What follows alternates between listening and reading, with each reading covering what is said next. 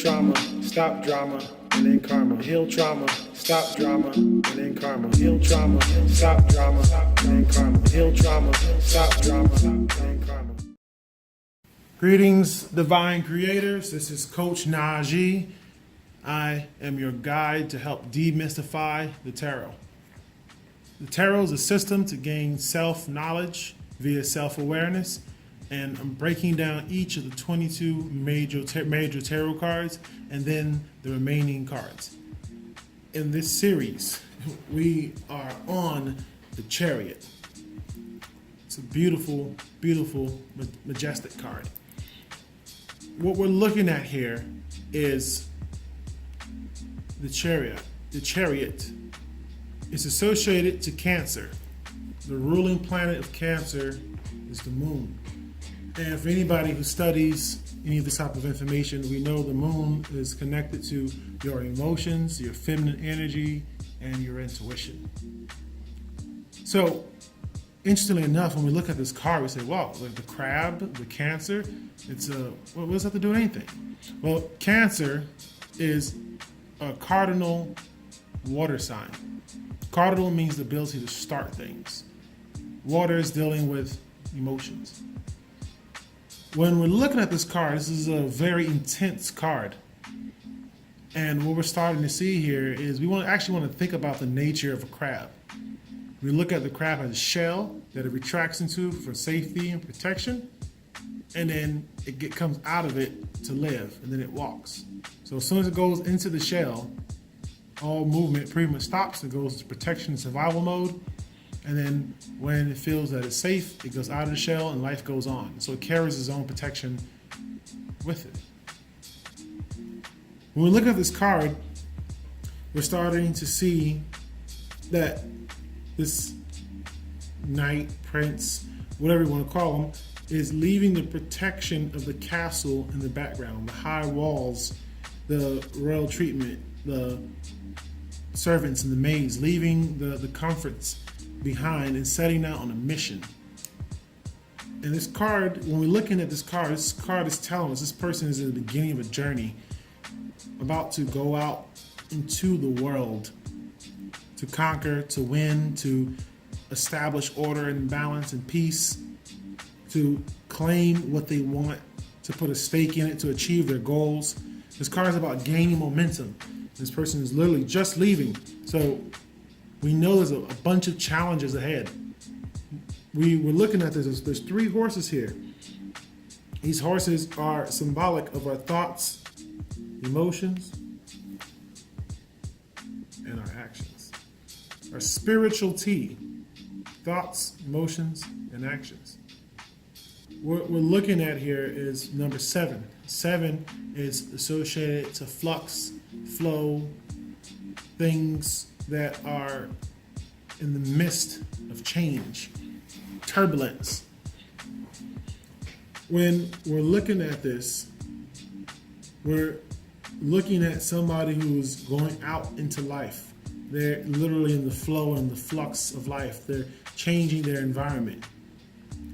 When we're looking at this, we're starting to see in order for somebody to achieve their dreams and their goals of what they want, there's got to be a certain amount of strength and emotional fortitude.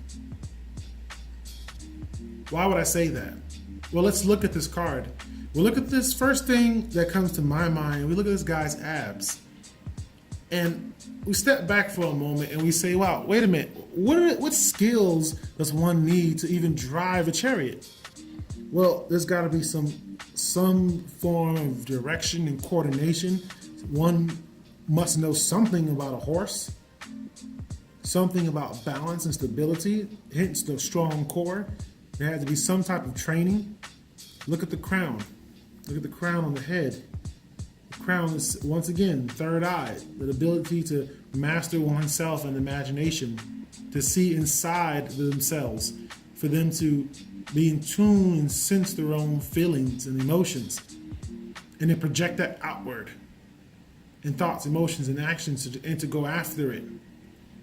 So we see someone who's in alignment with their thoughts and emotions and actions. And instead of being concerned about survival. This person is concerned about fulfilling their dreams, getting the things that they want. When we're looking at this card is really talking about following your heart, following your dreams, following your hopes, your wishes, and your desires. But more than that, really following those emotions that are speaking to you and screaming, live now.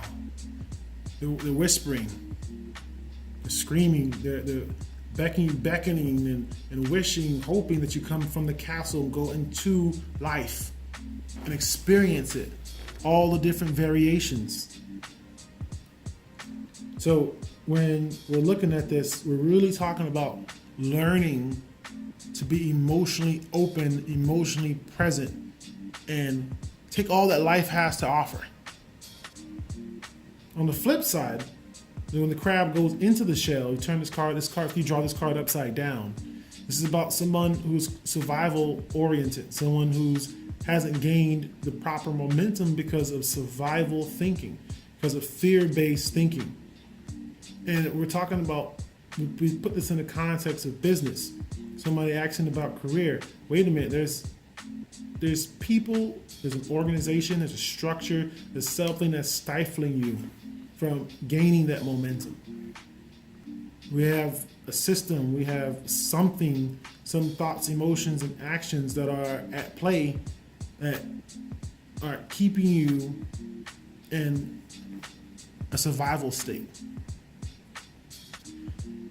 When this card's upside down, it's talking about the person's inability or lack of exercising their will and emotions and expression. So it's a lack of expression. It's a contraction. In a relationship, and really instead of speaking up and going after what one wants and being fully present, this card is about being present. The moon is about our emotions, being present with our emotions. Are you emotionally available? Are you emotionally present right now? Look at this card. He's holding the horse. There's got to be some level of discipline and control. And we're looking at the cards. This is royalty here. We're starting to see someone who's adorned and this person has power, and this staff of wisdom is curled up, also representative of the pineal gland, and charge and control of their own selves and the higher concepts. There's a constant theme in this particular deck of crowns and staffs. The staff is also symbolic for the wand. The wand is associated to fire, and fire is associated to our will, power, our focus, our spirit, and our intention. So we're seeing he's holding his staff. He's ready to go. He has his willpower, his spirit, his fire, his emotions ready to go, knowing that he or she's in alignment with thoughts, emotions, and actions. They're in alignment with their spirit. They're in alignment with what they want. They're in alignment with their destiny. They're in alignment with their emotions. And this person is ready to charge into life.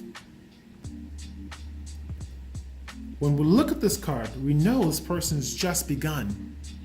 So when we look at him, he's just started the journey, and we see the water. We see the horses stumbling through the water, charging through the water. That emotional turbulence, that spark of just starting out. Whether you just started doing public speaking, you just started start dating, you just started a relationship, you just started attempting to gain self-awareness. You just a brand new mother. This is about beginnings, things that are starting. You're gaining that momentum, and we don't know what this rider is about to go through. We don't know who or what's on the path, but we start to see he's embraced the journey. He's ready. He knows that the destination is going to be the destination, but the journey there is going to build character. Now, let's go back to upside down. Imagine you, your boss, your wife, your husband, whoever you're doing the reading for, they let go of those horses, or that person is untrained. and how to care for that horse, the thoughts, emotions, and actions. This person's weak abs, weak core, weak stability, weak balance, lacking integrity, lacking discipline. Well, guess what? You got 3 horses who just end up doing whatever they want. And while this person's on the journey, wait a minute, this could really stifle their progress. This could really hinder getting where they want to go, achieving their goals. 3 different horses, when they're not unified, when they're doing their own thing, it causes chaos and confusion. And this is often what we experience in relationships, career, finance, even within gaining self-awareness within our own personal lives.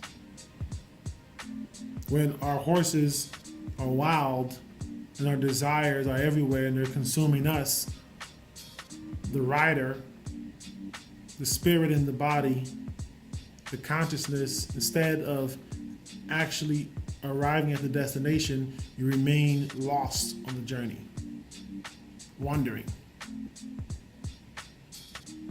What emotions come up? Use your intuition. What emotions come up if you're lost in the journey? What comes up? Fear, doubt, regret. I want to go back to the castle. Why did I come out here? Notice what I'm doing. I'm speaking. I'm allowing things to come up. I'm allowing associations that someone wouldn't ordinarily draw or conclude. I'm allowing these things to come up. When you allow them to come up, that's what gives you the edge. You're able to see the infrastructure. You're able to look at the scene. What I want you to do is look at this card and remember it. Just give a look through. And then when you go to sleep at nighttime, play a movie. Unfreeze the scene and allow this rider to go on a journey and just look in your imagination. Use your third eye, look into your imagination and see this rider going on a journey. See what happens, see what he's going through. See what he's experiencing. I'm saying he, but it could be a she. Why would you do that? What you want to do is you want to start developing a personal relationship with the cards. The cards are archetypes. Archetypes are basic, primitive patterns that every single human being goes through. Now, some people are going to say, oh man, the cards are just general. Well, wait a minute, breathing's general. And there's so many ways to breathe that can bring about ecstasy or fear. Breathing seems general, but that the attention is in the detail. It's in the detail. So when you're attempting to do a tarot card reading, I'm showing you how to do a tarot card reading for self-awareness, helping people dive in and discover what's going on inside instead of just trying to tell somebody something. Anybody can just look at the card and say you're on a journey and you're afraid or you're feeling proud of yourself as you're moving forward in life. Any dumbass can tell you that. Instead of telling you some hocus pocus nonsense, when a person comes at you with a question, we want to expand their awareness. There's nothing wrong with asking the person a question and relating their question back to the card and taking their information plus the information from the card and linking it with your intuition to help open and expand their awareness. There's nothing wrong with that. A lot of people have a preconceived notion that the tarot is you flip the card and boom, you're a psychic, giving out lotto numbers and connecting twin flames together forever. That's not what the system was designed to do. Some people do have the ability to channel information and see parallel timelines, and they use the tarot for that reason, and that's their reason. The tarot was designed as a system for you to gain self-knowledge via self-awareness. That system uses archetypal patterns. Those archetypal patterns apply. And when you allow your consciousness to flow into the card, and you start to see your own self in it, then it means more. And when you see your own self in it, you personalize it, that's when you're able to have an experience and convey more meaning to another person. So that's the end of this video. If you guys like it, please like and subscribe. And I'm going to come back at you with the next card in the series. So this is Coach Najee. Hope you guys had a great time. Want you to gain self-awareness so you can heal trauma, stop drama and karma, so you can be unconditionally you. Till next time, later.